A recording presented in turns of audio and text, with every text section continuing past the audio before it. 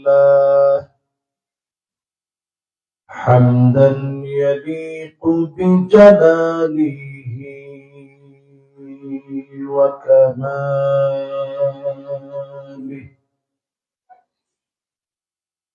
سبحانه وتعالى له الحمد في الأولى والآخرة وهو على كل شيء قدير. اللهم إنا نشهدك ونشهد ملائكتك وحملة عرشك وجميع خلقك أنك أنت الله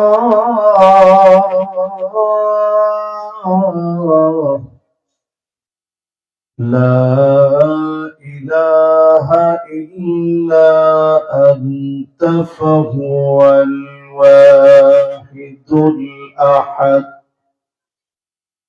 الفرد الصمد الذي لم يلد ولم يولد ولم يكن له كفوا أحد ونشهد أن سيدنا وسندنا وحبيبنا وحبيب ربنا محمد صلى الله عليه وعلى آله وأصحابه وبارك وسلم. أرسله الله تعالى بالهدى الذي أرسله بالحق بشيرا ونذيرا وداعيا إلى الله بإذنه وسراجا منيرا. فقد قال الله تعالى في كلامه المجيد وفي فرقانه الحميد সবাই পড়ি আউযু বিল্লাহি মিনাশ শাইতানির রাজীম বিসমিল্লাহির রাহমানির রাহিম الذين إن مكناهم في الأرض أقاموا الصلاة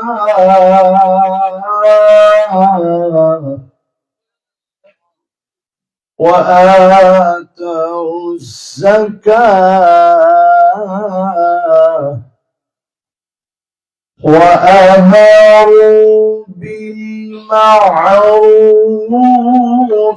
ونهوا عن المنكر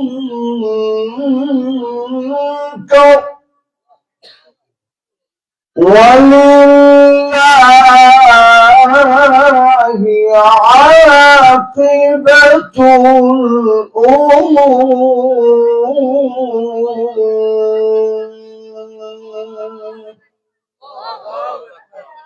সকলে পড়ি সাদাকাল্লাহুল আযীম وقال تعالى في شان حبيبه مخبرا وآمرا إن الله وملائكته يصلون على النبي يا أيها الذين آمنوا صلوا عليه وسلموا تسليما اللهم صل على محمد وعلى آل محمد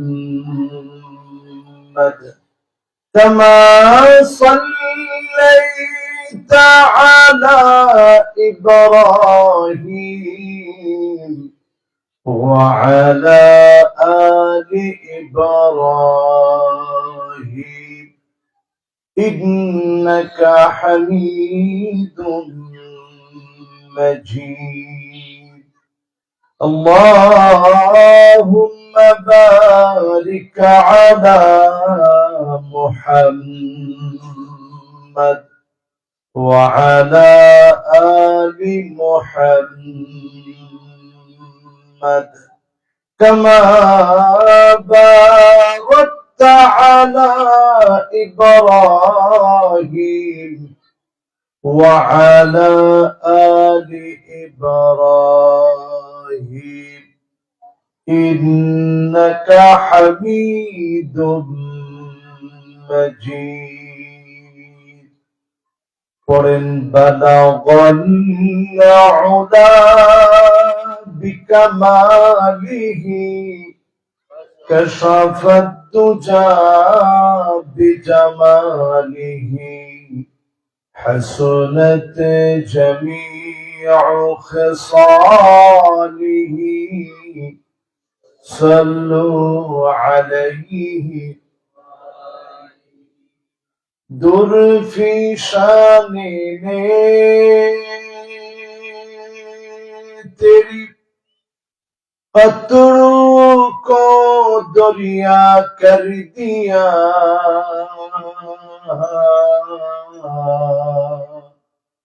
दिल को रोशन कर दिया आँखों को बीना कर दिया बलागन उला بكماله كشف الدجى بجماله حسنت جميع خصاله صلوا عليه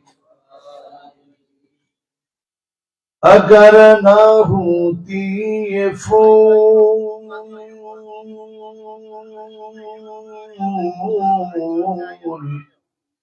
कि बुलबुल का तरन्नुम भी ना हो चमन बहार में गलियों का तबस्सुम भी ना हो बलगन उला बिकमालिह कशफ الدجى بجماله حسنت جميع خصاله صلوا عليه নবমতম তাফসীরুল কোরআন মাহফিল বহর আলোর দিশারি তরুণ সংঘের উদ্যোগে আয়োজিত সালুটিকট গোয়েঙ্গাট সিলেটের উদ্যোগে আজকের এই মোতাবাররাক মুআত্তার মুনাওয়ার মাগরিবের পর আপনাদেরকে নিয়ে বসা মোবারক আয়োজনের সভাপতিত্ব করছেন আলহাজ আতিকুর রহমান সাহেব, সভাপতি বহর জামে মসজিদ পরিচালনা কমিটি। আমরা দোয়া করছি ওনার জন্য, আল্লাহ যেন ওনাকে দ্বীনের জন্য কবুল আর মঞ্জুর করেন, পড়েন আমিন। মুবারক আজকে এই মাহফিলে হাদারাত উলামায়ে কেরাম, ফুদালায়ে আওয়াম, বিশেষ করে আজকে উদ্বোধনী দোয়া যিনি করেছেন অলরেডি শেখুল হাদিস আল্লামা আতাউর রহমান সাহেব, মুহতারামি ওয়া মুকাররামি মুহতামিম বহর মাদানিয়া মাদ্রাসা। আমরা ওনার জন্য দোয়া করছি, আল্লাহ যেন ওনাকে দ্বীনের জন্য কাবিলিয়তের সাথে কবুল আর মঞ্জুর করেন, পড়েন আমিন। উপবিষ্ট হয়েছেন উলামায়ে কেরাম, তুলাবা, ফুদালা, মুরব্বিয়ানে কেরাম সহ নবজাগরণের অগ্রপথী আমার অত্যন্ত স্নেহাস্পদ তরুণেরা, পর্দার অন্ত আড়াল থেকে শুনছে আমার মা এবং বোনেরা। আসুন আমরা সবাই মিলে মালিকের আলিশান দরবারে নতশিরে অবনত চিত্তে শকর গুজারি আদায় করি।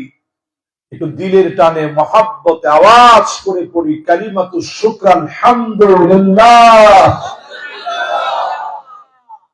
মাশাআল্লাহ, এত সুন্দর করে আপনারা বলছেন, বলার আর উপেক্ষা রাখে না যে আরো একটা বার বলেন। যদি আরেকটা বার বলেন লস হবে না, লাভ হবে। বলেন আলহামদুলিল্লাহ। আগের চাইতে এখনকার আওয়াজ জোরে হয়েছে না আস্তে হয়েছে? জোরে হয়েছে না নেই? আলহামদুলিল্লাহ, জোরে হয়েছে আলহামদুলিল্লাহ। সিলেটের মানুষ অত্যন্ত দ্বীন প্রেমিক মানুষ। তাহলে মাগরিবের পরে এতজন নামাজিকে আমরা পেতাম না যারা মাহফিল শুনতে আসতো। দেখেন নামাজ শেষ, সবাই আপনারা চলে আসছেন যার যার দায়িত্ব নিয়ে।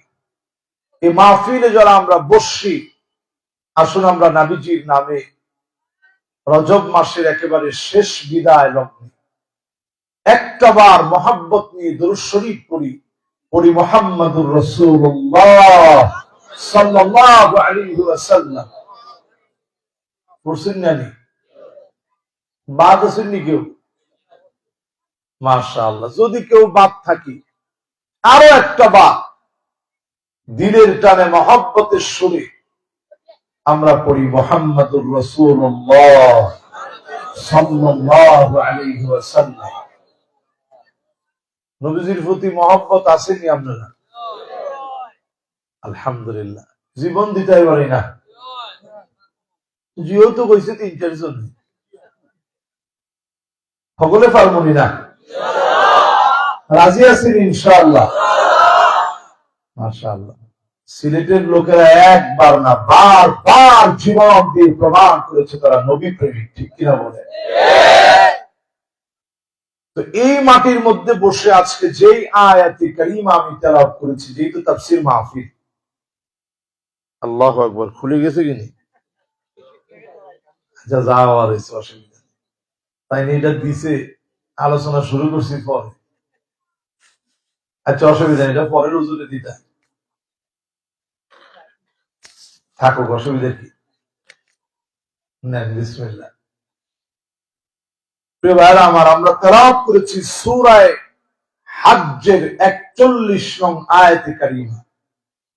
অনেকের কাছে অত্যন্ত পরিচিত আয়াত, যারা বসছি প্রায় ম্যাক্সিমাম এই আয়াত সম্পর্কে আমরা জানি।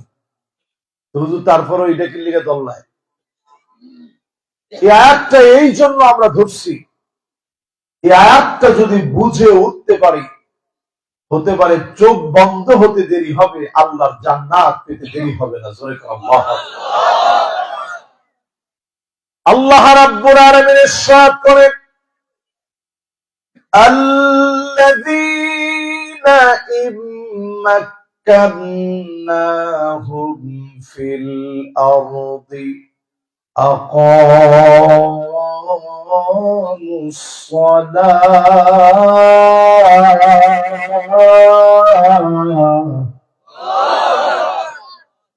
এই জমিনে যখন আমি কাউকে দায়িত্ব দিব, এই জমিনে যখন আমি কাউকে ক্ষমতা দিব, এই জমিনে যখন আমি কাউকে কর্তৃত্ব করার শক্তি দেব, প্রথম কাজ হবে জমিনের মধ্যে নামাজ কায়েম করা। আওয়াজ করে বলেন, কি কায়েম করা? আরে বড় আফসোস, এদেশের ভাগ্য থেকে ৫৫টা বছর চলে গেছে, শুধু নামাজের কথা মাহফিলে হয়, জুমার দিন খতিব সাহেবরা নিজ দায়িত্ব নিয়ে মেম্বার থেকে নামাজের কথা বলে, বিভিন্ন ইসলামী আন্দোলন নামাজের কথা তার কর্মীদেরকে বলে, কিন্তু রাষ্ট্রীয়ভাবে আজ অবধি এই মহৎ কাজটি, ফরজ কাজটি কেউ আমরা হাতে নিতে পারি নাই, ঠিক কিনা বলে? এই জমিনে যদি আল্লাহ রাব্বুল আলামিন কাউকে মালিক বানানোর জমিনের ক্ষমতা দিয়ে, কর্তৃত্ব দিয়ে অল্প কিছুদিনের জন্য যদি আল্লাহ তাআলা সময়টাকে দান করেন, প্রথম কাজ আমাদের জন্য হবে এই জমিনে নামাজকে কায়েম করা। আমার নবী যখন প্রথম কাবার চত্বরে নামাজের জন্য দাঁড়াতেন, কাফেররা এসে আস্ত ভুঁড়ি চাপায় দিত, উটের বড় ভুঁড়ি চাপায় দিত, নবীজির দম বন্ধ হয়ে যেত, শ্বাস বন্ধ হওয়ার উপক্রম হয়ে যেত। তখনও নবীজি আমার সিজদা দিয়ে আল্লাহর কাছে কাঁদতেন। যেই নবীজি জীবনে কোনদিন বদ্ধ করেন নাই, সেই নবীজি আমার নামাজের সিজদার ভিতরে যখন ভুঁড়ি চাপায় দিয়েছে, নবীজি আর সহ্য করতে পারে নাই, উঠি আল্লাহর কাছে বললেন, আল্লাহুম্মা ইয়াকা বাজাহাব,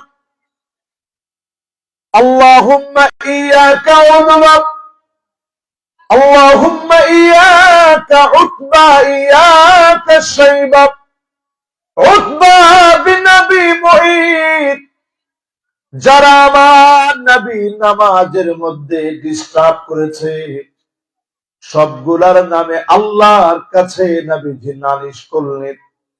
বেশি দিন যেতে হয় নাই, বদরের প্রান্তে সব কয়টাকে আল্লাহ রাব্বুল আলামিন নাস্তানাবুদ করে দিলেন, প্রমাণ করে দিলেন অচিরেই যিনি জমিনে নামাজকে কায়েম করে দিবেন তিনি কে? মাশাআল্লাহ, আমার অত্যন্ত মহব্বতের মুরব্বীরা আইছেন, মাশাআল্লাহ, বসেন, আলহামদুলিল্লাহ। দেখছেন সবার দিনও নামাজের মহব্বত আছে না নি? জোরে ভক্ত আছে না নি? দেন, মাশাআল্লাহ। আগাইতো নি না? তোরা আগাইতে নি না? মাশাআল্লাহ, তোরা আগাইন ইনশাআল্লাহ। মাশাআল্লাহ, দেখছেন? মাশাআল্লাহ, মাশাআল্লাহ, মাশাআল্লাহ, লিল্লাহি তাকবীর। এবার সুন্দর মনোযোগ হয়েছে, মাশাআল্লাহ। মাইক ক্ষণে যায় কি? এইদিকে থাকলে ঠিক আছে না? আচ্ছা, এইদিকে থাকে, অসুবিধা নেই। মাইকম্যান সেও তো আমার অনেক নামি দামি শ্রোতা, তাহলে যদি আমি কই তোমার মাইক বাড়াও, গুণ হইতো না, গুণ হইল। এটা তার ব্যবসা, তার ব্যবসা যেন সুন্দর থাকে। আলহামদুলিল্লাহ, মাশাআল্লাহ। এই যে মাইক এদিকে থাকলে একেবারে ফার্স্ট ক্লাস আছে, এদিকে গেলে একটু কম, অসুবিধা নেই, এটা আমরা ম্যানেজ করে নিই। যখন মাইক ছিল না তখন ওয়াজ ছিল না, ছিল, তখন বরং বক্তার ভিতরে বর্তমান বক্তার চাইতে ভালো ভালো বক্তা, ইখলাসওয়ালা বক্তা ছিল, ঠিক কিনা বল? তাহলে বলতেছিলাম এই জমিনে যদি কাউরে আল্লাহ ক্ষমতা দেয়, প্রথম কাজটা কি? নবী করিম সাল্লাল্লাহু আলাইহি সাল্লাম নামাজের জন্য সিজদায় গেলেন। নামাজের সিজদায় যখন গেলেন, আমার নবীকে নামাজ কাফেররা পড়তে দেয় না। নবীজির কলার ধরে উঁচা করে ফেলেছে। হযরতে আবু বকর এসে আল্লাহর নবীকে ছুটায় নিলেন। হযরতে আলী রাদিয়াল্লাহু তাআলা আনহুর বয়স তখন 11 বছর। উনি বলেন, আমি দেখলাম আবু বকর কেমন বীর। ওই দিন আবু বকর রাদিয়াল্লাহু তাআলা আনহু আমার নবীকে ছুটায় নিলেন। আবু বকরকে এমন ভাবে আঘাত করেছে কাফেররা, দুইটা চোখ দিয়ে পানির পরিবর্তে অজর ধারায় টপ টপ করে রক্ত পড়েছে। আজকে যেই জায়গা আপনি আমি তাওয়াফ করি, 7টা তাওয়াফ যেই জায়গার মধ্যে করি, ওই জায়গাতে হযরতে আবু বকরের চোখের পানি না, সরাসরি রক্ত পড়েছে। এত পরিমাণ হযরতে আবু বকরকে মেরেছে, জ্ঞান হারায় ফেলছে। আবু বকর রাদিয়াল্লাহু তাআলা আনহুর যখন জ্ঞান ফিরেছে, উনি তাকায় দেখে ফাতেমা রাদিয়াল্লাহু তাআলা আনহা খবর নিতে আসছে। সঙ্গে সঙ্গে আবু বকর রাদিয়াল্লাহু তাআলা আনহু কোনো কথা বলে নাই, বারবার বলে, আমার নবীজি কেমন আছে? যেই না মাত্র শুনেছে নবীজি ভালো আছে, একটা দৌড় মেরেছে নবীজিকে একটা নজর দেখার জন্য।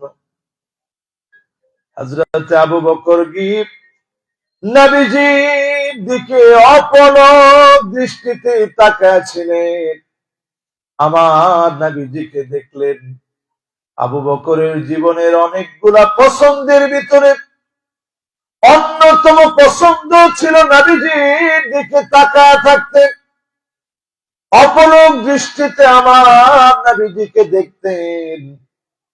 এই নামাজ প্রতিষ্ঠা করার জন্য নবীজি কষ্ট করলেন। নবীজি আমার আবু বকর নবীজির জায়গায় যারা নামাজ পড়াচ্ছে, আল্লাহ নবীর দৃশ্য দেখে চোখের পানি ছেড়ে দিয়ে কাঁদতেছে। আম্মা জানা এসে বলেন, নবীজি কেন কাঁদেন?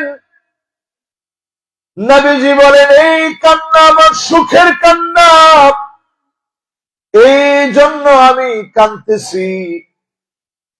নামাজ প্রতিষ্ঠা করতে গিয়ে কত মার খেয়েছি, আজকে আবু বকরের নেতৃত্বে নামাজ চলছে, বাধা দেওয়ার মতো কেউ না। ও আমার সিলেটবাসী, 55 বছরে অনেক কিছু দেখেছে। এমন নেতা সামনে প্রয়োজন, যেই নেতা নিজে নামাজ পড়বে, কর্মীদেরকে নামাজ পড়াবে, জমিনে নামাজ পড়ানোর জন্য দিন কায়েমের চেষ্টা করবে, ঠিক কিনা বলে? এমন নেতা এখন আমাদের সমাজের ভিতরে কম না বেশি? কয়জন নেতা নামাজ পড়ে? হুজুর ভোট আসলে সবাই পড়ে। ভোট আসলে যে নামাজ পড়া হয়, কি নামাজের কথা হইল না। নামাজ হবে এমন, জীবনে এক ওয়াক্ত নামাজ যদি আপনার কাজা হয়ে যায়, জীবনে জীবনে অন্তত যেন আপনার মনে হয়, আহারে আল্লাহ, একটা ওয়াক্ত নামাজ যে কাজা হচ্ছে, এটা হিসাব কেমনে দিব? সাহাবায়ে কেরামের জীবনে যদি বছরে কোনদিন একটা ওয়াক্ত নামাজ কাজা হয়ে যেত, সারাটা বৎসর আল্লাহর কাছে কাঁদত। কান্নার মধ্যে মনে করত, আল্লাহ কেন আমার নামাজটা কাজা হয়ে গেল, নামাজটা কেন ছুটে গেল? এই জমিনটা আমার মালিকের, এই জমিনের ভিতরে সেজদা নামক মালিকের গোলামের চিহ্ন দিয়ে এই জমিনকে যদি সুন্দর করে সাজানোর জন্য চিন্তা করেন, ওয়াসজুদু ওয়াক্তারিব, সেজদা দেওয়া মাত্র গোলামদেরকে যিনি দামি বানায় দিবেন তিনি কে? নামাজ 55টা বছর ধরে চলছে।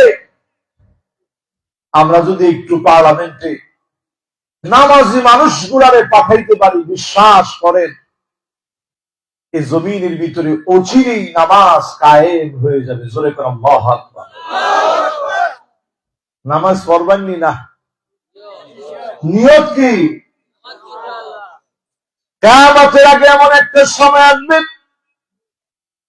হাত্তা তুত্তাখাযাল মাসাজিদু তুরুকাত, মসজিদের সামনের রাস্তা মানুষ ব্যবহার করবে, নামাজের জন্য যাবে না। মসজিদের সামনে রাস্তা দিয়ে হেঁটে চলে যাবে, নামাজের জন্য যাবে না। এমন মুসল্লি, এমন মুসলমান সারা বাংলাদেশে থাকলেও শাহজালালের এই সিলেটের ভিতরে এমন লোক একেবারে না। অনেকে শরম পাই গেছে কি হুজুরি দেখতে পান। সংখ্যা কত হবে? 100 জন যদি ধরেন, আজকের মাগরিব দিয়ে ধরি, উনি আমরা ইমাম সাহেব জানি, আপনার ইমাম সাহেব জানি, ইমাম সাহেব যদি জিগায় আজকের ফজর গেল, জোর গেছে কি, আসর গেছে কি, মাগরিব এখনো সুযোগ আছে, কয়টা বাজে? মাগরিব এখনো সুযোগ আছে, একটু পরে ইশা শুরু হবে, এখনো রক্ত ঢুকে নেই। এই যে আমরা এই নামাজগুলো, কয়জন লোক আসলে নামাজ পড়ে হাত উঠেন? নামাজের সংখ্যা এখন কম না বেশি? 100 জনের ভিতরে কয়জন? কইছে কি দেখি? না না, যিনি কইছে একবারে মিশা কথা কয়। 100টা লোকের ভিতরে মাত্র 10টা লোক আমরা নামাজ পড়ি। অনেকে কয় যে হুজুর কই হুজুর, হুজুরার কথা মানতে হবে না, হুজুর কই হুজুর এতদিন পর্যন্ত কাম করার পরে পুষ্ট হয়েছে না তো।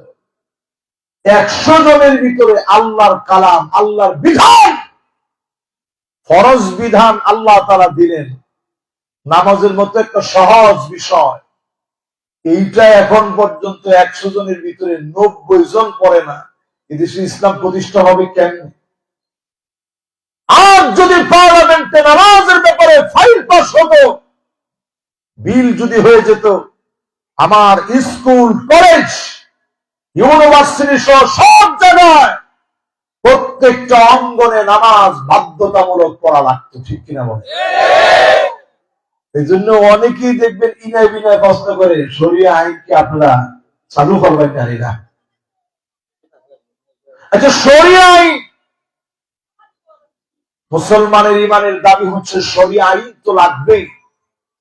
আমাদের ছোট ছোট বাচ্চারা যে স্লোগান দিয়েছিল, উই ওয়ান্ট জাস্টিস, এই জমিনে আমরা জাস্টিস কায়েম করতে চাই। বলেন তো দেখি, জাস্টিস কায়েম করতে গেলে কোরআন ছাড়া অন্য কোন আইনে হবে না? একটু আওয়াজ করে বলেন, হবে? আদিকে যারা হত্যা করেছে, যেইভাবে তাকে মেরেছে, 500 জন মাস্টার মাইন্ড যদি জড়িত থাকে, আল্লাহর কোরআন বলে সবগুলো ঝুলাই দেওয়া লাগবে, ঠিক কিনা বলে?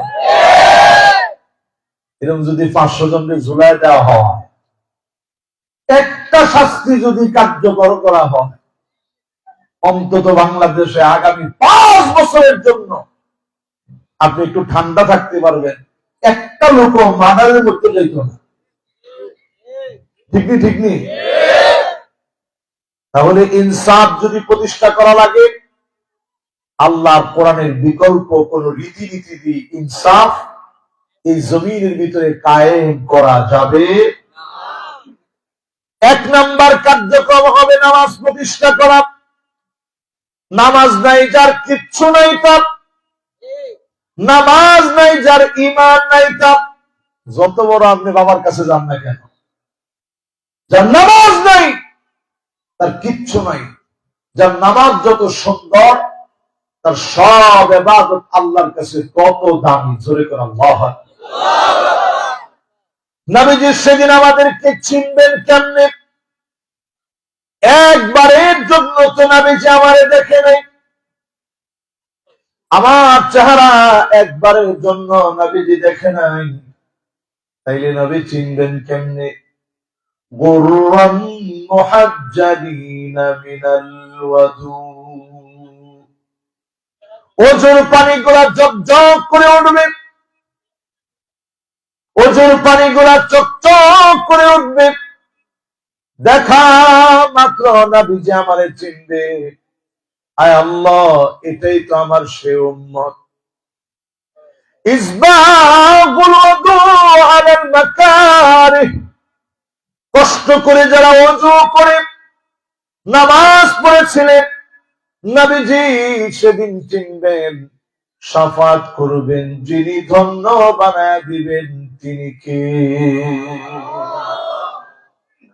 নামাজ পড়বেন না ইনশাআল্লাহ? অত আসতে বললেও তুমি না, এই জমিনে শুধু নামাজ আমরা পড়বই না, এই জমিনে আমরা নামাজকে কায়েম করব। কাতারে কাতারে, অলিতে গলিতে, মসজিদে মসজিদে, পার্লামেন্টে, সব জায়গায় নামাজ কায়েম করা লাগবে।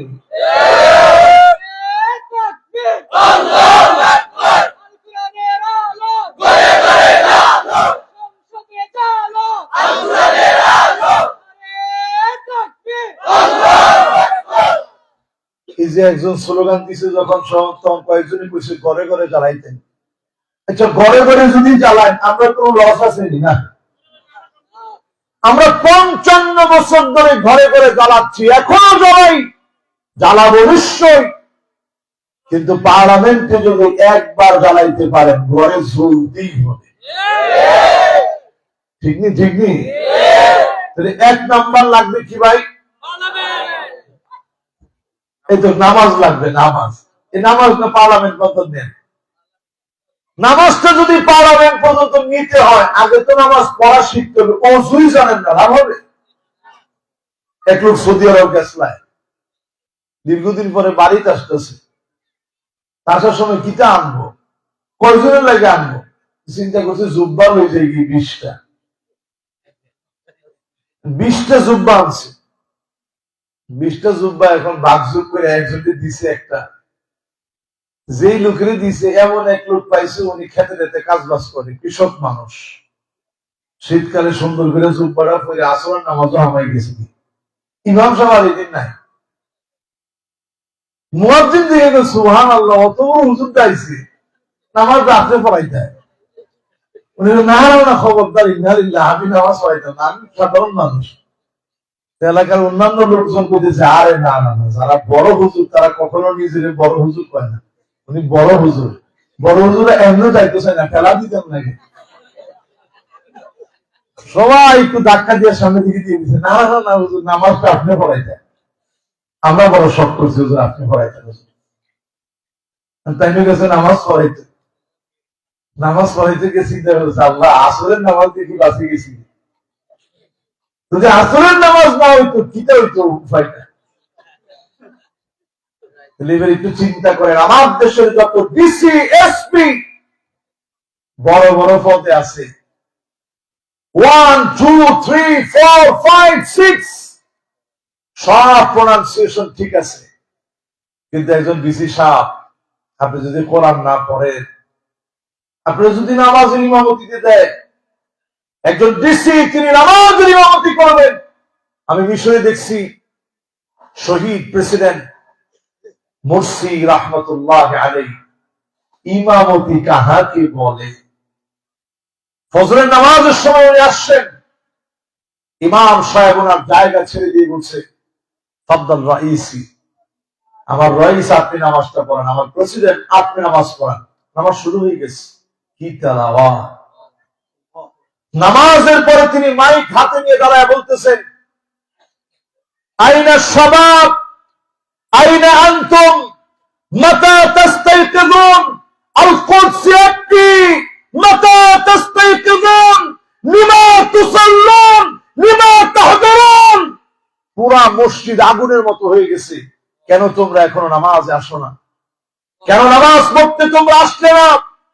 বাইতুল মুকাদ্দাস কাঁদতেছে, ওই কান্নার আওয়াজ কি তোমার কানের ভিতরে পৌঁছায় না? এই আওয়াজ তখন আপনি করতে পারবেন যখন আপনি ইমামের জায়গায় দাঁড়ায় ইমামতি করার যোগ্যতা অর্জন করবেন, ঠিক কিনা বলেন? এই জমিনের ভিতরে যদি জমিনকে আবাদ করতে হয়, মুসলমানদের বসবাস উপযোগী করতে হয়, 100%-এর ভিতরে 2-1 মুনাফিক বাদ হইতে পারে, 98% লোক এই দেশে অন্তত নামাজি হলে এই দেশটা সত্যিকারের একটা মুসলিম দেশ হবে, ঠিক কিনা বলে? এরপরে আল্লাহ রাব্বুল আলামিন বলেন, ওয়া আতাউয যাকাতা, যাকাত আদায় করবে। আসেনি বাংলাদেশে? আছে আছে। আপনার কাছ থেকে যেটা নিব কি দিত না কাউরে, খাইলেই। যাকাত আদায় করার একটা ভিত্তি বাংলাদেশে আজ অবধি কায়েম হয় নাই। এই অর্থনীতিকে যদি চাঙ্গা বানাতে হয়, দারিদ্রদেরকে যদি স্বাবলম্বী করতে হয়, যাকাত ভিত্তিক সমাজ বিনির্মাণ করতে হবে, ঠিক কিনা বলেন? আপনার সিলেটের মানুষ যে ধনী হগলে যাকাত দেয়নি না, এখন আর সিলেটেরা কিছু করতো না, মাত্র না, যাকাত দেয়নি না না না, সামান্য 1 কোটি টাকার যাকাত কত জানেন? কত? 2.5 লক্ষ টাকা।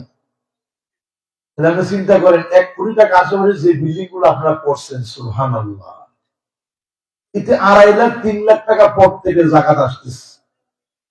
বিদেশ আছেন, যাকাত দেওয়া লাগবে, যাকাত কোনো মাফ নেই। এই যে যাকাত আপনার আসছে, পাই টু পাই হিসাব করে যদি যাকাত দেওয়া হতো, যাকাত ভিত্তিক সমাজ বিনির্মাণের যদি সিদ্ধান্ত নেওয়া হতো, 5টা বছর আগে বাংলাদেশের অর্থনীতি চাঙ্গা হয়ে যেত, কারো দিকে ভিক্ষুকের মতো হাত পেতে বাংলাদেশকে চাওয়া লাগতো না, ঠিক কিনা বলে? কিন্তু এগুলো নাই। ইসলামী সমাজ ব্যবস্থা এই ব্যবস্থাগুলোর কথা বলে। আল্লাহর হাবিব বলেন, কিয়ামতের আগে এমন হবে,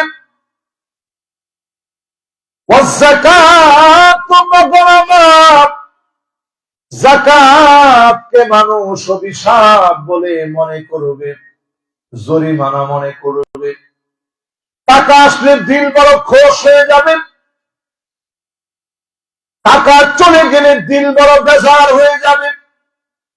পাই টু পাই যদি গুনে গুনে যাকাত দেন, আন্নুমু সম্পদ বৃদ্ধি পেয়ে যাবে। সম্পদ বাড়ানোর জন্য যাকাত দেওয়া লাগবে। যতবার আপনি যাকাত ফরজ হওয়ার পরে যাকাত দিবেন, সামনের বার আপনি হিসাব করে দেখবেন, যদি আপনি পাই টু পাই হিসাব করে যাকাত দেন, অবশ্যই যিনি আপনার সম্পদ পবিত্র বানায় বৃদ্ধি করে দিবেন তিনি কে? আমরা এটা তেমন লোকেরা বুঝি না, এই জন্য যাকাত তেমন আমরা দেওয়ার ব্যাপারে আগ্রহী না। আজ থেকে অন্তত নিয়োগ করেন, যাকাত ভিত্তিক যারা সমাজ কায়েম করবে, আমি নেতা হিসেবে একমাত্র তাদেরকেই নেতা মনে করবো, ঠিক কিনা বলেন? এখন আপনি যদি যাকাত ভিত্তিক সমাজ বিনির্মাণ কি জিনিস না বুঝেন, এই সমাজ নির্মাণ করবেন কেমনে? দেখেন, আমাদের দেশের মানুষের এখন পালস হয়ে গেছে, মানুষ কিন্তু একটা পরিবর্তন চায়। ছোট ছোট বাচ্চারা এখন স্লোগান দেয়, ইনকিলাব ইনকিলাব। দেয়নি দেয়নি? এই যে স্লোগান গুলো দিচ্ছে, এগুলা কিন্তু কোরআনের রেখে যাওয়া স্লোগান। কোরআনের স্লোগান গুলো আমাদেরকে শিখিয়েছে, ইন্নাল্লাহা ইয়া'মুরু বিল আদল, জমিনের ভিতরে তুমি আদালতপূর্ণ, ইনসাফপূর্ণ, ন্যায় বিচারের পক্ষে তোমার রায় তুমি প্রধান করবে। কোরআন আমাদেরকে বিচার শিখিয়েছে, ইনসাফের কথা শিখিয়েছে।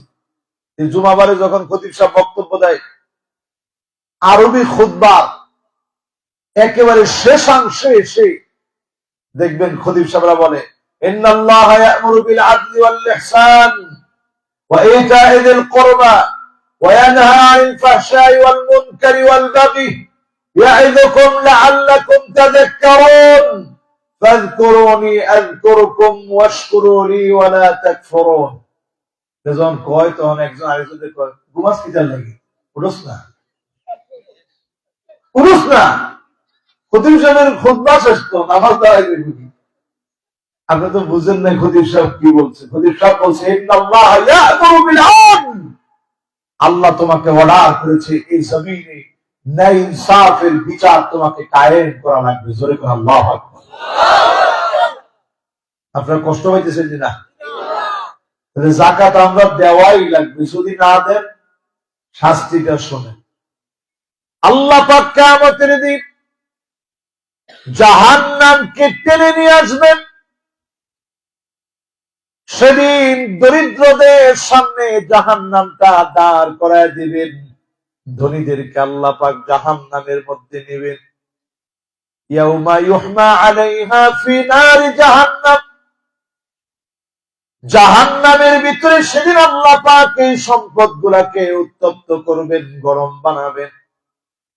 সেদিন আপনার চেহারায়, আপনার কপালে, আপনার পেটের মধ্যে সেদিন সেকা দেওয়া হবে। আর বলা হবে, হাযা মা কানাসতুম লিআনফুসিকুম, এই সম্পদগুলো তুমি ভক্ষণ করেছিলে অবৈধভাবে, এই সম্পদগুলা তুমি সংরক্ষণ করার চেষ্টা করেছিলে। সন্তানের জন্য যে সম্পদগুলা রেখে গেলেন, আপনার জাহান্নামে যাওয়ার কারণ হবে। ইয়াউমা লা ইয়ানফাউ মালুন ওয়ালা বানুন,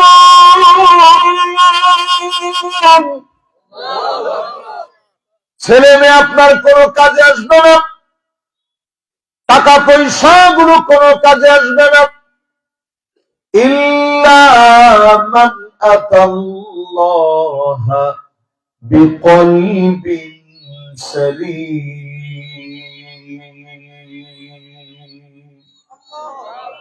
নিরাপদ মন নিয়ে আল্লাহর সামনে যদি দাঁড়াতে পারেন, তেমন কিছুই আপনার ছিল না, পায়ের ভিতরে ধুলি বাড়ি লাগিয়েছিলেন দিন কায়েমের জন্য।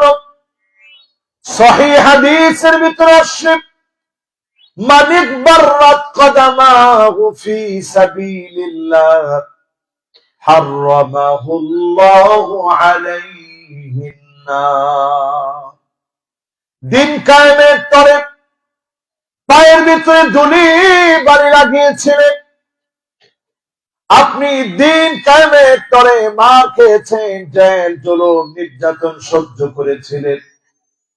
নবীজির হাদিস বলছে, হারামাহুল্লাহু আলাইহিন নার, দ্বীনের জন্য যারা করবে, ইসলামের প্রয়োজনে যারা করবে, দ্বীন বিজয়ের জন্য যারা মেহনত করবে, শ্রম দিবে, জাহান্নামের আগুন যিনি হারাম বানায়া দিবেন যিনি কে।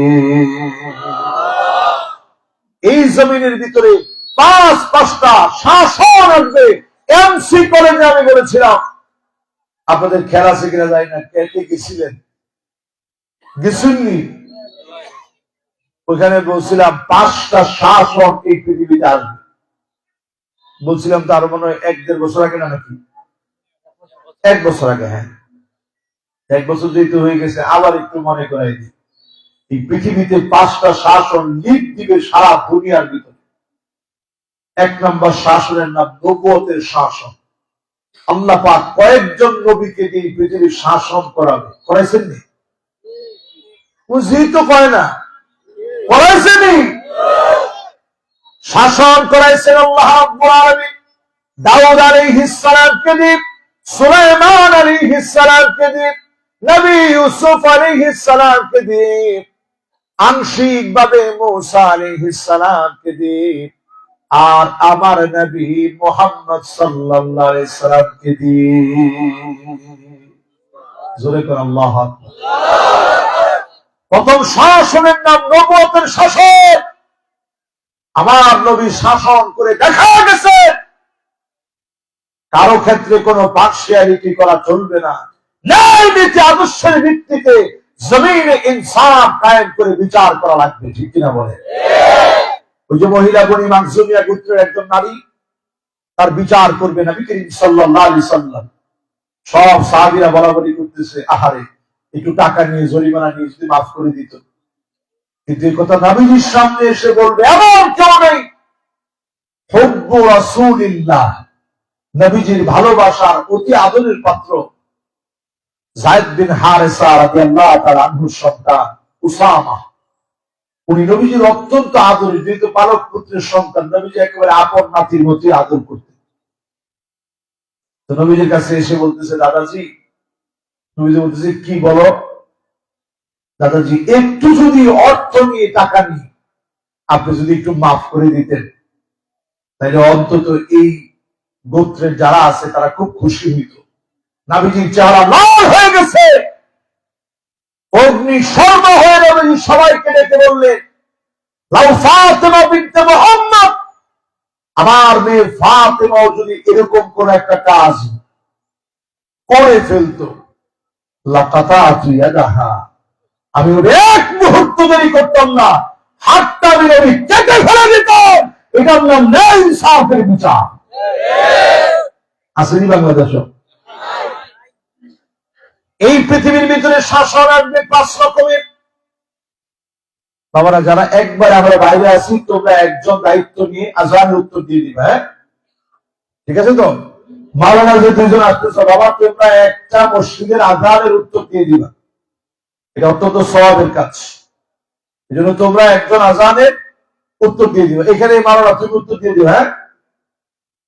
এ মনে করছে এখন আমার নামাজের দোয়া জিজ্ঞাসা মনে জিজ্ঞাসা না, বাবা উত্তর দিতে হয় বাস। কোন মিথলামা কোন মুআজ্জিন, মুয়াজ্জিন যেমন যেমন বলবে তুমি এরকম এরকম বলবা, এরপরে আজানের দোয়া পড়বা। ঠিক আছে ইনশাআল্লাহ? এবার বাকিরা আমার সঙ্গে সঙ্গে বলেন, এই পৃথিবীতে শাসন আসবে কয়টা? 1 নম্বর শাসন নবুয়তের শাসন। দাউদ আলাইহিস সালাম, সুলাইমান আলাইহিস সালাম, ইউসুফ আলাইহিস সালাম, মূসা আলাইহিস সালাম, সর্বোপরি শ্রেষ্ঠ নবী, নবীদের নবী আমার মুহাম্মদ সাল্লাল্লাহু আলাইহি ওয়াসাল্লামকে যিনি ক্ষমতা দিয়েছিলেন তিনি কে? আল্লাহ বুঝাই দিয়েছে এই ক্ষমতা এটা প্রয়োজন। জাতির প্রয়োজনে যখন বিচার করা লাগবে, ক্ষমতার দায়ভার নিয়ে তখন বিচার করা লাগবে, ঠিক কিনা বলেন? এই পৃথিবীতে শাসন করলেন খুলাফায়ে রাশিদিন। নবীজি বলে গেলেন আমার পরে খুলাফায়ে রাশিদিনরা শাসন করবে। 32 বছর 6 মাস ধরে শাসন করা হলো। শাসন কার্যের ভিতরে আল্লাহ এত বরকত দিয়ে দিলেন, একটা পরিমাণ 3 শিখা পরিমাণ, সরিষার দানা পরিমাণ কোন দুর্নীতি কেউ পায় নাই, একটা টাকা কেউ মেরে দেয় নাই। নিজে কাঁধে বস্তা নিয়ে প্রজার বাড়িতে নিয়ে দিয়ে এসেছে, অন্ধের বাড়িতে নিয়ে পৌঁছায় দিয়ে এসেছে হযরতে আবু বকর, হযরতে ওমর। মাশাআল্লাহ। অনেকে এখন চিন্তা করবো ওয়াজ আর শুনতাম না, চলে যাবো কি? কে কে যায় একটু দেখি আমি। আর আজকে যদি কারেন্ট না আসে আমরা এমনি ওয়াজ করবো ইনশাআল্লাহ। কি কন? মাশাআল্লাহ, অলরেডি চলে আসছে। লিল্লাহি তাকবীর। যা আছে ইনশাআল্লাহ। মাশাআল্লাহ, লিল্লাহি তাকবীর। আবু বকর রাদিয়াল্লাহু তাআলা আনহু, একটু চিন্তা করেন, চোখটা বন্ধ করে কল্পনা করেন, আমাদেরও তো নেতার অভাব নাই। নির্বাচনের আগে 25 কেজি বস্তা টাইমে উনি কাঁধের মধ্যে লয়, কোনা নির্ণয় যে কাঁধে ব্যথা হয়ে যায়, না না না ব্যথা হয়ে যাবে না, সুস্থ হইতো না ইনশাআল্লাহ। কিন্তু নির্বাচন গেলে গিয়ে আপনি যদি আপনার গামছাটাও দিতেন, নতুন গামছা দিবেন, গামছাটা ধরে আমি উজু করছি তো মুস্তান দিছি তাও নিত না, তোর গামছা আমি নিতাম। প্রিয় ভাইয়ের আমার 32 বছর 6 মাস ধরে শাসন করেছে। এই শাসনের ভিতরে একটু মিলায় দেখেন আল্লাহ কি নেতারা শাসন করছে। হযরত আবু বকর নিজের কাঁধের ভিতরে বস্তা নিয়ে কোথায় যেন চলে যায়। হযরত ওমর চিন্তা করছে কিরে বস্তা এটা যায় কই, আজকে এটা দেখতে হবে। পিছনে পিছনে লুকায় লুকায় খেজুর গাছের পিছনে লুকায় যায়। আবু বকর রাদিয়াল্লাহু তাআলা আনহু বস্তা নিয়ে সামনের দিকে যায়। যেতে যেতে দেখে জীর্ণ শীর্ণ একটা কুটিরের সামনে হযরতে আবু বকর দাঁড়ায় দরজার মধ্যে করাঘাত করছে। পরে দরজার ভিতরে ঢুকছে। হযরত ওমর বলতেছে কিরে ঘর কার, এখানে কেন ঢুকলো? খানিকটা সময় পরে হযরত আবু বকর রাদিয়াল্লাহু তাআলা আনহু বের হয়ে আসছেন। এবার হযরত ওমর আর দেরি করে নাই। আবু বকর চলে যাওয়ার পরেই দরজার মধ্যে গিয়ে নক করছে। দরজা খুলে দিয়েছেন একজন বৃদ্ধা অন্ধ মহিলা। লিল্লাহি তাকবীর। কারেন্ট চলে এসেছিল না? আল্লাহু আকবার। দেখছেন সিলেট কি জায়গা। আপনার এলাকার নেতারাও ভালো আসুন, লোকও ভালো মাশাআল্লাহ। সামনে আরো ভালো হয়ে যাবে ইনশাআল্লাহ। ইনশাআল্লাহ করবা সারা বাংলাদেশ সিলেটের লোকেরা কাফাই নিতেছে। এখন যেহেতু বসে একজনের বাকিরা কিতা বলবে, একজনে বসে সারা বাংলাদেশ বিশ্ব কাফাই কিছু হুজুর এই সিলেটের লোকেরা তো ঠিক না নি? মাশাআল্লাহ। এবার আমার লোক কম। হযরত ওমর রাদিয়াল্লাহু তাআলা আনহু কার পিছনে গেছেন? দরজার মধ্যে এবার নক করছে। বৃদ্ধা একজন অন্ধ মহিলা দরজা খুলে দিচ্ছে। হযরত ওমর অবাক হয়ে গেছে, কি অন্ধ মহিলা? জিজ্ঞাসা করছে মা গো, একটু আগে যিনি আসছে তার কি আপনি চেনেন? অন্ধ মহিলা বলে, আহারে আমাদের খলিফা আবু বকর যদি এই লোকটার মতো হতো, কোত্থেকে জানি এই লোকটা আমার জন্য খাবার নিয়ে আসে, আমার খাবার শেষ হওয়ার আগে আমার ঘরে খাবারটা পৌঁছায় দেয়, বস্তাটা আমার ঘরে দিয়ে দেয়। হযরত ওমর নিজের হাত ধরে রাখতে পারে না, আকাশের দিকে তাকায় আবু বকরের জন্য দোয়া করতেছে আর কাঁদতেছে আর বলতেছে আল্লাহ আবু বকর আমাদের জন্য বড় কঠিন বানায়া দিছে, আবু বকর আমাদের জন্য বড় কঠিন বানায়া দিল। একজন প্রেসিডেন্ট হয়ে নিজে কাঁধের ভিতরে বস্তা নিয়ে যায়। হযরত ওমর যখন খলিফা হলেন, রাতের আধারে অন্ধকারে ঘুরে ঘুরে বেড়াতেন, মাথা নিচের দিকে দিয়ে সিজদা অবনত হয়ে কাঁদতেন আর বলতেন আল্লাহ আপনি আমাকে শাসনের ব্যাপারে প্রশ্ন করবেন না, আল্লাহ আপনি আমার আটকায় দিয়েন না, মালিক আমার ধরা খাওয়া দিয়েন না।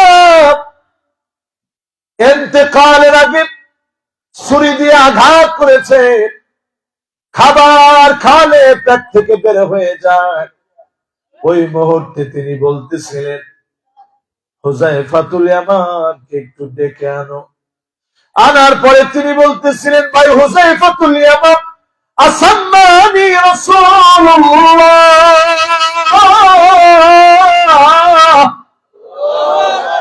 নবীজি কি আমার নামটা মুনাফিকদের মধ্যে বলেছেন? মুনাফিকদের তালিকার ভিতরে আমি ওমরের নামটা কি আছে? হুযায়ফাতুল ইয়ামান বলে খলিফাতুল মুসলিমিন আমিরুল মুমিনিন, কারো ব্যাপারে আমি হুযায়ফা সাক্ষী দিতে পারবো না, তবে আমি আপনার ব্যাপারে সাক্ষী দিতে পারি। নবীজি বলছে আমার ওমর হলো একটা দরওয়াজা, ফিতনা ইসলামের ভিতরে ঢুকবে না। আমার ওমর যতদিন পর্যন্ত থাকবে, আমার ওমরটাকে যদি ভেঙে ফেলে সমুদ্রের ফেনার মতো করে ফিতনার পর ফিতনা ঢুকবে। আজকে যত ফিতনা দেখতেছেন এগুলো ঢোকার পিছনে কারণ হচ্ছে ওমরের মতো এমন একজন শাসক আমরা পাই না। ঠিক নেই? নিজেরে খাবার খাওয়াইতেছে, পেট দিয়ে বের হয়ে যাচ্ছে, তখনও বলতেছে মান কানাত মিন কিবালি মাযলামা, কারো উপরে যদি শাসন করতে গিয়ে আমি ওমর কোন জুলুম করে ফেলি, আমার উপরে প্রতিশোধ নিয়ে নাও। ফালিয়াক্তাসা মিন্নি ক্বাবলাল কিসাস ইয়াউমাল কিয়ামা, আল্লাহর আদালতে চুলচেরা বিচারের দিনে বিচার হওয়ার আগে আমি ওমরের কাছ থেকে প্রতিশোধ নিয়ে নাও। সবার মধ্যে কান্নার রোল পড়ে গেছে। বলতেছে খলিফাতুল মুসলিমিন, নিজের কোন শখ আহ্লাদ আপনি পুরা করেন নাই, আপনি আমাদের উপরে কোন জুলুম করেন নাই। হযরতে ওমর আল্লাহকে ডাক দিয়ে বলে, আল্লাহ সাক্ষী হয়ে যান, আমি ওমর কারোর উপরে জুলুম করি নাই। আল্লাহ আপনি আপনার ওমরকে মাফ করে দেন। আল্লাহ আপনি আমারে শাসনের ব্যাপারে জবাবদিহিতার কাঠগড়ায় দাঁড় করায় না। এইরকম শাসক ছিল খোলাফায়ে রাশিদিনরা। 32 বছর 6 মাস ধরে শাসন করলেন। 3 নাম্বার শাসনে জমিনের ভিতরে আসবে, নবীজি বললেন সুম্মা তাকুনু মুলকান আদান, রাজতন্ত্র আসবে, রাজার ছেলে রাজা হবে। 1000 বছর ধরে রাজতন্ত্র চলেছে, অনেক বছর ধরে রাজতন্ত্র চলেছে। এরপরে আল্লাহ রাব্বুল আলামিন তিল রাজতন্ত্রকে শেষ করে দিয়ে এই জমিনের ভিতরে চেয়েছে জমিনটা যেন নতুন করে আবাদ হয়। নতুন করে আবাদ হওয়ার জন্য রাজতন্ত্র থেকে মোড় নিয়েছে। সুম্মা তাকুনু মুলকান জাবরিয়া, এটা 4 নম্বরে। কয় নম্বর? সময় শেষ হয়ে গেছে কি ওটা? সময় টাইমের আছে, আমার তো না। ওটা আল্লাহু আকবার। আজকে মাহফিলটা এত ভালো লাগছে আমার। পিন-পন নীরব নিস্তব্ধ হয়ে আপনারা শুনছেন। লোক কয়টা হইলে এটা আমার ডাজন্ট ম্যাটার, এটা কোনো কামের কিছুই না। 7,000 লোক নিয়ে আমরা পুরো ইউরোপ বিজয় করছি। কত হাজার? মাত্র 7,000। নৌকা থেকে নামার সময় তারেক বিন জিয়াদ দেখে সামনে সব খ্রিস্টানরা অস্ত্র শস্ত্র নিয়ে দাঁড়ায় আছে। উনি খালি আসমানের দিকে তাকায় বললেন, লা মালজা ওয়ালা মানজা ইল্লা ইলাইক। ডাক দিছেন। আমার মাঝে মাঝে মনে হয় আল্লাহ তাদেরকে কি দিছিল, শুধু ডাক দিছেন, লা মালজা ওয়ালা মানজা ইল্লা ইলাইক। আল্লাহ আপনি ছাড়া আমার যাওয়ার কোনো জায়গা নেই। এটা বলার সাথে সাথে 7,000 সব তাকবীর আল্লাহু আকবার বলে ঝাঁপায় পড়ছে। জোরে করে আল্লাহু আকবার।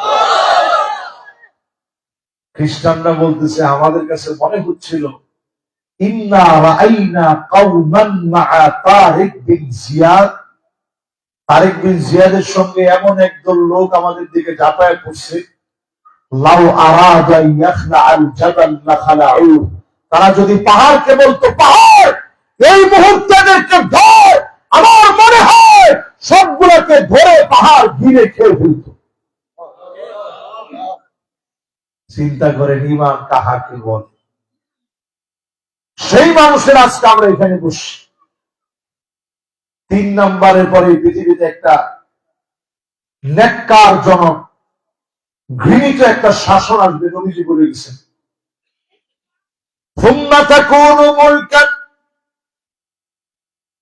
জাবরিয়া, এই জমিনের বুকে শাসন আসবে, স্বৈরা শাসন।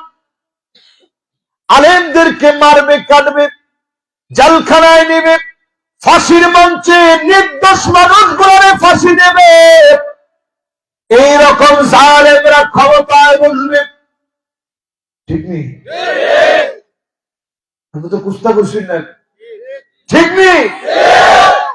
এরপরে নবীজির শব্দ চয়ন একটু শুনেন, সুম্মা ইয়ারফাউহা আল্লাহ, এরপরে আল্লাহ তাদেরকে টেনে হিচড়ে উঠায় নেবেন।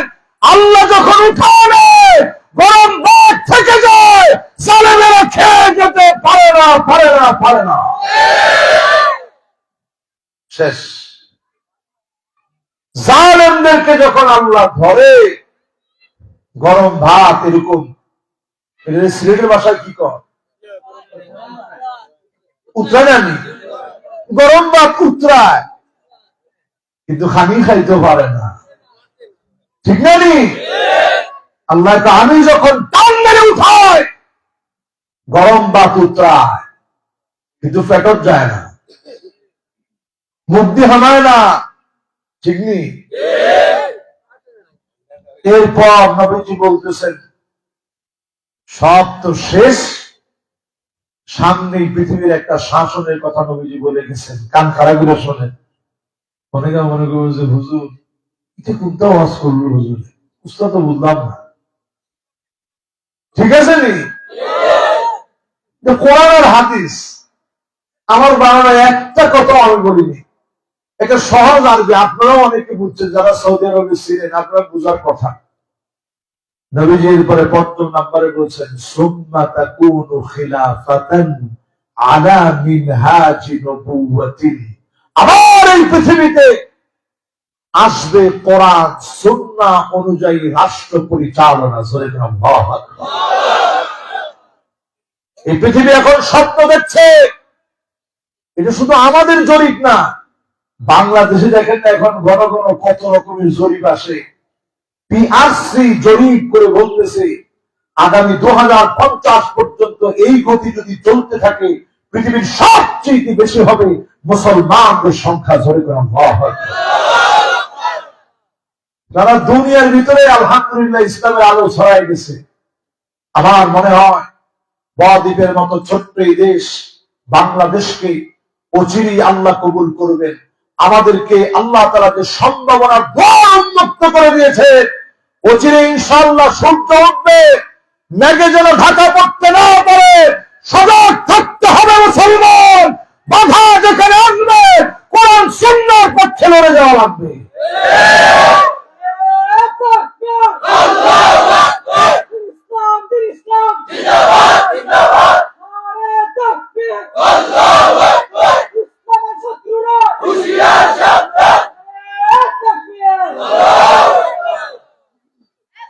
এক্ষেত্রে ছোট্ট একটা রিকোয়েস্ট আছে আপনাদের কাছে, কেউ কাউরে মুনাফিক করতে জানি না, মুনাফিক করে কেউ কেউ ছোট করা দরকার নেই। ইসলাম পন্থীরা আমরা সব ভাই ভাই, কখনো তো ঠিক জোরে বসেন না, ঠিক নেই? আপনার বুক থাকবে এক বুক ভালোবাসা দিয়ে ভরা। হৃদয়কে যদি বড় করতে না পারেন, কেমন আল্লাহ বিজয় দিবে? যদি আমাদের হৃদয়গুলো প্রসারিত না হয়, তাহলে সফলতা কেমনে আসবে? সফলতা আসবে তখন হৃদয়গুলো যখন বড় হবে। তবে খেয়াল রাখবেন, এই ঐক্যের ভিতরে যারা ফাটল ধরাবে, আল্লাহ পাক তাদেরকে ছাড়ে নাই যুগে যুগে, এখনো ছাড়বে। ঠিক নেই? ঠিক নেই? এবার আসেন প্রিয় ভাইয়েরা, আমার তৃতীয় এবং চতুর্থ বিষয়টি 7:30টার মধ্যে আমাকে শেষ করতে বলা হয়েছে। ইনশাআল্লাহ আমরা এর মধ্যেই শেষ করব। আমার তৃতীয় এবং চতুর্থ নম্বর, وَأَمَرُوا بِالْمَعْرُوفِ وَنَهَوْا عَنِ الْمُنكَرِ وَلِلَّهِ عَاقِبَةُ الْأُمُورِ। সৎ কাজের আদেশ রাখবে প্রিয় ভাইরা আমার। আসেনি বাংলাদেশ আছে, মাহফিল কোন আছে? মাহফিলে সৎ কাজের আদেশ নাই, অনুরোধ আছে। অনুরোধ, যেমন আমি বলছি ভাই নামাজটা পড় ভাই, এটা হলো অনুরোধ। যেমন ধরেন এই পার্শ্ববর্তী কোন একটা জায়গায় 10 জন ছেলে মেয়ে ছেলে টেলে টিয়াবা এরকম ড্রাগ এডিক্টেড হচ্ছে, বিভিন্ন রকমের নেশাজাত দ্রব্যাদি, ইয়াবা, পেন্সিডিল, আফিম, মেরিজুয়ানা, মদ, এলএসডি, আর কিটা গাজার কথা বাদ দিয়েছি, গাজা আছে না? না না, বাবা রাখছি তো সাথে, ইয়াবার কথা বলছি না। এরকম যত রকম আছে, এগুলো যে কোনো একটা মাঠের ভিতরে ধরেন 10 জন লোক এক জায়গায় বসে এরকম আড্ডা দিতেছে। আমার ধরেন ঢাকা থেকে আনছে ওয়াজ করার জন্য, তো এর আগে করে হুজুর একটু ওয়াজ তারে তাই একটু করতে, এই যে কাজটি করতেছে একটু বুঝাইতে পারেন, আমি যদি গিয়ে বুঝাই যে বাজানি খাইস না, কথা শুনবো?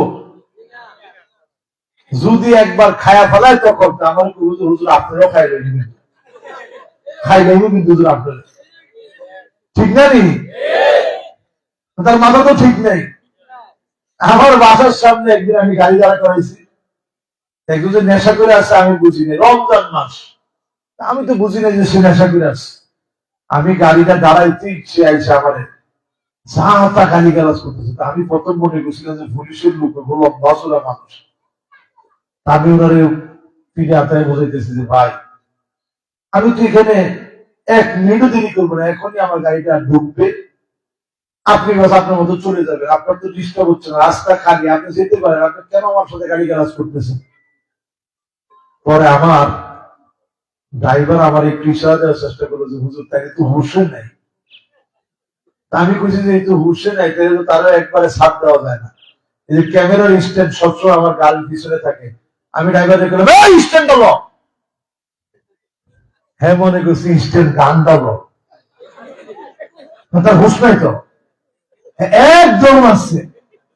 আমি খালি কইছি যে এই স্ট্যান্ড হলো, সাথে সাথে সে একদম আসছে, দৌড়ার দৌড়, তার দৌড়া থামে না। সে মনে করছে কিনেতে, মানে সে একটু শব্দ চোখ করে ফেলাইছে সাথে। আমি কইছি ক্যামেরার স্ট্যান্ড হলো, কিন্তু সে বুঝছে যে হায় হায় হায় উপায় নাই। তো এইরকম মাথার ভিতরে যখন পর্দা আবরণ পড়ে যায় তখন আর নসিহত কাজে লাগে না, তখন আর অনুরোধ দিয়ে চলে না, ডাইরেক্ট লাগে শাসন। কি সুন্দর শব্দটা কইছি, কি লাগে? আসলে 1 নম্বর শব্দ বলছে শাসন লাগে। এই জন্য আল্লাহ বলছে আমারু বিল মারুফ, যে জায়গায় আমি হুজুর গেলে কোনো মাথা খাইবে হুজুর, ওই জায়গায় যদি পুলিশের 10টা লোক যায়, 10টা লোক লাগবে না, 3 জন লোক যায়, 3 জন লাগবে না, 2 জন যদি যায়, ও যত মদ খাক লাগলে মাথা ঝাড়া দিয়ে মাথা ঠিক করবো, ঠিক কিনা কম মাতলামি ছিঁড়ে যাবে। এই জন্য আমারু বিল মারুফ, সৎ কাজের আদেশ লাগবে। এই আদেশ দিবে কারা? আল উমারাউ বিল ইয়াদ, শাসক গোষ্ঠী দিবে হাত দিয়ে, যারা সরকারে থাকবে অর্ডার করবে, প্রয়োজনে দণ্ডবিধি কার্যকর করবে। ওয়াল উলামাউ বিল লিসান, আলেম ওলামা হক কথা জবান দিয়ে বলবে। এখনো বাংলাদেশে হকের আওয়াজ উঠানো যায় না, সব জায়গায় জায়গায় জায়গায় এখনো বাধা দেওয়া হয়, ঠিক নেই? আলেমরা হক কথা বলা লাগবে, এটা জিহাদ। সাধারণ মানুষ সরকারকে সহযোগিতা করবে, আলেমদের কথা শুনবে, নতুন সমাজ সংস্কার হবে। এইভাবে যদি সৎ কাজের আদেশ অসৎ কাজ থেকে নিষেধ করা হয়, একটা সোনালী সমাজ কায়েম হবে, কালেমার পতাকা উদ্দীন হবে। জোরে করে আল্লাহু আকবার। ওয়ালিল্লাহি আকিবাতুল উমুর। আর এই সব বিষয়গুলা নির্ধারণ করবেন কে? এর মনে চেষ্টা করলেন, দিন রাত খাটলেন, লাইলা ওয়া নাহারা, দিন রাত খাটার পরে রেজাল্ট আসে নাই, মন ভাঙি গেছে কি নাইতান্দা কোনো কাজ হইতো না। না, 100 বছর চেষ্টা করার পরও কিচ্ছু যদি না হয়, একটা লোক যদি কালেমা না পড়ে, একটা লোক যদি দিনের দিকে না আসে, একটা লোক যদি ইসলাম প্রতিষ্ঠা করার জন্য না আসে, আপনি চেষ্টা করে গেছেন, আস-সাইয়ু মিন্না ওয়াল ইতমামু মিনাল্লাহ। পুরা দিন কায়েম হলে যে পরিমাণ সওয়াব হতো, এই সওয়াবের কারণে জাহান্নামের আগুন হারাম বানায় দিই, আল্লাহ আপনাকে বিজয়ী বানায় দিই। আমাদের কাজ কি? চেষ্টা করা। জোরে কর, কি করা? আল্লাহ আমাদেরকে চেষ্টা করার তৌফিক দান করুন, পড়ে না আমিন। আজকে থেকে কাজ হচ্ছে ঘুমায় থাকার সময় নেই, প্রতিদিন একটা মুহূর্ত হলেও দিন বিজয়ের স্বপ্ন নিয়ে চা খাবেন। চা খাচ্ছেন? কতজন চা খাওয়ার সময় দাওয়াত দেখো, আগে বাবা আসলা আরেক কাপ দিন, বিল আমি দিব, যে আরেক কাপ চা দিন। ওই দাওয়াত দেওয়াটা জাহিলিয়াতের দাওয়াত দেওয়া। আফা হুকমাল জাহিলিয়াতি ইয়াবুন, ওটা জাহিলিয়াতের দাওয়াত। এর বিপরীতে আপনি যদি বসে একটা মানুষকে দাওয়াত দিতে পারেন, ভাই আসলে এই জমিনে একটু দিন ধরে কায়েম করি, নামাজ ধরে প্রতিষ্ঠা করি, নেককার দিনদার মানুষগুলোর হাতে, আমার অধ্যক্ষদের হাতে দেশটারে বুঝাই দিই। একটা ইমামের যদি 3 বার লোকমা লাগে, পুরো কমিটি নিয়ে এলাকা নিয়ে বসে যাবেন যে ইমামের এত ভুল, প্রতিদিন ভুল, 3 লোকমা দেওয়ার পরেও সুবহানাল্লাহ সবাই বললাম, তারপরে লোকমা নেয় নেই, এমন ইমাম রাখি কেমনে? মসজিদের ইমাম যদি আমরা এত কিছু ইমামকে বলতে পারি, এত কিছু করতে পারি, পুরো রাষ্ট্রের ইমাম, ওই ইমামের ব্যাপারে সজাগ থাকা দরকার আছে না নাই? মসজিদের ইমাম সাহেব একটু সেজদায় গিয়ে দেরি করলে ইমাম সাহেব গিয়ে কাশি দিয়ে কর, ইমাম সাহেব বয়স আপনার আমার কম হতো না, 70 হয়ে গেছি, সেজদাত গেছি 3 বার সুবহান রাব্বিয়াল আলা, সুবহান রাব্বিয়াল আলা, সুবহান রাব্বিয়াল আলা ফরাফ। তারপর আমি 1 2 3 4 5 6 7 8 9 পর্যন্ত করছি, আপনি উঠলাই না, কিটা করলা? সময়ের কি দাম নেই না? নামাজ এই ভুল করছি, আচ্ছা নামাজ হয়েছে কি আপনার? আরে কথা কেন হয়েছে? নবীজি বলেন, ইমামকে যে পরামর্শ দিতে আসে, আমার ইমামের আগে যে মাতবরি করে মাথা উঠায়, তার চেহারা গাধার মতো হয়ে যেত। শুধু হয় নাই, নবীর উম্মত দেখে আল্লাহ মাফ করে দিয়েছে। আল্লাহু আকবার। আমার সামনে বসা ভাইরা, আমার নেতা ওয়ালাউ কানা রাসুহু জাবিব, তার মাথা যদি কিসমিসের দানার মতো হয়, তারপর আমার নেতার যদি ইসলাম, মনুষ্যত্ব, মানবতাবোধ, নেতৃত্বের কোয়ালিটি মিলে, আমার নেতাকে যদি আমি নেতা হিসাবে মেনে নিয়েছি, যার ভিতরে ইসলাম আছে, তার মাথা যদি কিসমিসের দানার মতো হয়, তারপরও তার নেতৃত্ব মানতেই হবে, বিপরীত চিন্তা করার কোন সুযোগ নাই। এজন্য আমরা আগামীতে ঐক্যবদ্ধ থাকবো ইসলামের পক্ষে। যে আমাদের নেতা হয়েছে, বাস ওনার মাথা কিসমিসে টানার মতো হোক, যেই মার্কা যেই দল থেকে আসুক, ইসলাম মানে মানে আমার নেতা, ঠিক নেই? জোরে কর, ঠিক নেই? আমরা যদি এইভাবে চিন্তা করতে পারি, আগামী আলাইহি তাওয়াক্কালতু ওয়া ইলাইহি উনীব ও মুনাজাত হবে নাকি? মাশাআল্লাহ।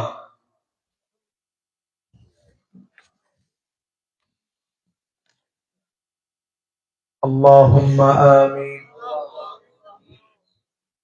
ربنا ظلمنا أنفسنا وإن لم تغفر لنا وترحمنا لنكونن من الخاسرين। আল্লাহ তাআলা আলোর দিশারি তরুণ সঙ্গীত আল্লাহ মোবারক আয়োজনের বিদায় লগ্নে আমার বিদায়ের সময় হাত তুলেছি। আল্লাহ তাআলা মেহেরবানি করে যে কথাগুলো বললাম, স্বপ্ন বাস্তবায়নে এই কথাগুলারে কবুল করে নেন আল্লাহ। এ জমিনে নামাজ কায়েম হয়েছে, যাকাত আদায় হচ্ছে, প্রকাশ্যে সৎ কাজের আদেশ দেওয়া হচ্ছে, অসৎ কাজ থেকে নিষেধ করা হচ্ছে। এমন একটা দৃশ্য আমার মতো গুনাহগারকে দেখায় দিয়েন আল্লাহ। ডানে বামে সামনে পিছনে কবরে যারা ঘুমায় আছে, মেহেরবানি করে ইমান নিয়ে যারা কবরে ঘুমায়, ইমানদারদের জিন্দেগির গুনাহ মাফ করে দেন আল্লাহ। আল্লাহ তাআলা জানি না গো মালিক, কার কার না জানি মা নাই, কার কার না জানি আব্বা নাই, মা মা বলে মায়ের চেহারা আর দেখতে পায় না, আব্বা আব্বা বলে আর আব্বারে পায় না, এখন আর ওফুত ওফুত বলে মাথার মধ্যে কেউ হাত বোলায় দেয় না। এমন মা বাপ যার নাই, মেহেরবানি করে মা বাবা জীবনের গুনাহ মাফ করে দেন আল্লাহ। আল্লাহ তাআলা এই মাহফিলের প্রতিষ্ঠাকালীন যিনি সভাপতি ছিলেন মরহুম এম কামাল উদ্দিন সাহেব আজ কবরে ঘুমায় আছে। আল্লাহ 9টা বছরে কত শ্রোতা না জানি কবরের মধ্যে শুয়ে গেছে। আল্লাহ আজকের মাহফিলকে কেন্দ্র করে মাফ করে দেন আল্লাহ। প্রবাস থেকে কানাডার প্রবাসী মইনুল হোসেন ভাই, জয়নাল আবেদিন ভাই, লন্ডন, পর্তুগাল, সৌদি আরব, কুয়েত, আমেরিকা, ফ্রান্স সহ বিভিন্ন দেশে যারা অবস্থান করতেছে, আল্লাহ সব সময় মা বাবার মনটা আনচান আনচান করে, কেমন না জানি ছেলেটা আছে। আল্লাহ আমার প্রবাসীরা নিজেরা কষ্ট করে টাকাগুলা আত্মীয় স্বজনের সুখের জন্য পাঠায় দেয়, দুইটা চোখের ভিতরে টপ টপ করে পরিবারের জন্য পানি ঝরে, বুকটা ফেটে যায়, এত কষ্ট যন্ত্রণা নিয়ে কষ্ট করে। আল্লাহ তাআলা প্রবাসীদেরকে সুস্থতার নিয়ামত দিয়ে কাজকর্মে আয় ইনকামে বরকত দিয়ে দিয়েন আল্লাহ। আমাদের যে সন্তানাদির নিয়ামত দিয়েছেন আল্লাহ, আমাদেরকে যে ছেলে দিয়েছেন মেয়ে দিয়েছেন, আমাদের ছেলে মেয়েদেরকে মানুষের মতো মানুষ বানান রব্বুল আলামিন। আপনার কাছে বলি মালিক, ফাঁসির মঞ্চে নিয়ে জালেমরা থেমে যায় নাই, লাশের গাড়ির মধ্যে পর্যন্ত আঘাত করেছে, কবরের মধ্যে আঘাত করেছে, বলার মতো কোনো ভাষা ছিল না, জানাজার নামাজ পর্যন্ত পড়তে দেয় নাই। আল্লাহ আপনি দেখছেন, দুনিয়া কেউ না বুঝলেও তো আপনি জানেন। আমাদের মনের এই ব্যথায় যন্ত্রণাগুলো বিজয়ের দ্বার প্রান্তে পৌঁছায় দিয়ে কালেমার পতাকাকে জমিনে উড্ডীন করে দেন আল্লাহ। মা বোন সহজা শুনল, নামাজি রোজাদার মা বোনদেরকে স্বামীর আনুগত্যশীলা লজ্জাস্থানের হেফাজতকারী বানায়া আটো জান্নাতের দুয়ার খুলে দেন আল্লাহ। চলে যাওয়া লাগবে তো মালিক জানি, রমজান তো সামনে, রজব শেষ হয়ে যাচ্ছে, মাঝখানে আর একটা মাস আছে, রমজান না দিয়া গুনাহগারদেরকে ধাক্কা দিয়েন না রে আল্লাহ। ওয়াসাল্লাল্লাহু আলা সাইয়্যিদিনা মুহাম্মদ ওয়া আলা আলিহি الطيبين الطاهرين غر الميامين سبحان ربك رب العزة عما يصفون وسلام على المرسلين والحمد لله رب العالمين। মৌতের কালে জবানে জারি করে দেন মধুর কালেমা লা ইলাহা ইল্লাল্লাহু মুহাম্মাদুর রাসূলুল্লাহ। সবাই ইনশাআল্লাহ শুনবেন, এরপরে ইনশাআল্লাহ